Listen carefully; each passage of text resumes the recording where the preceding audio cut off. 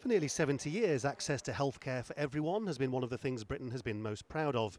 Yet it's becoming increasingly difficult for some migrants to get medical support.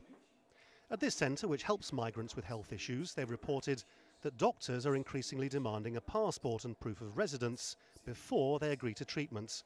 As a result, they say people like this young man from Vietnam are unable to see a doctor. In some cases, the results are life-threatening.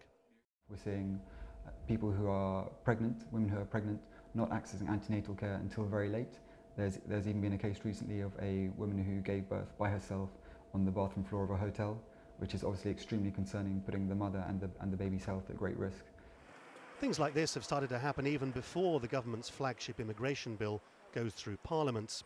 Under the plans, some migrants would have to pay up front into the health service.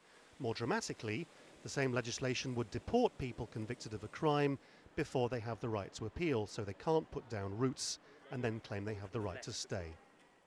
The current government had promised from the start that it would cut net migration levels to the tens of thousands, and clearly you can't do that without trying things that have never really been attempted before. Of course, many people say it's not very liberal, that migrants are actually a boon rather than a burden to the economy. But the government says simply that it's not fair on taxpayers to keep supporting people who don't have the right to be here.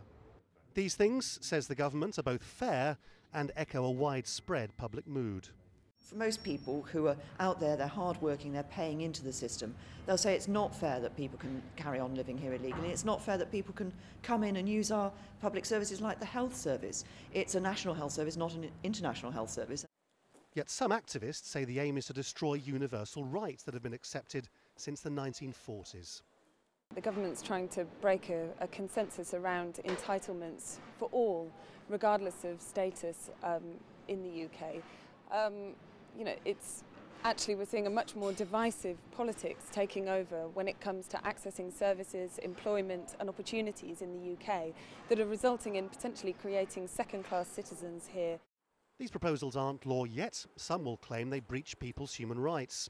Nor is it clear that any of it will save the country a vast amount of money. What's undeniable, though, is that many migrants are being sent a message that Britain's less open than it has been in the past.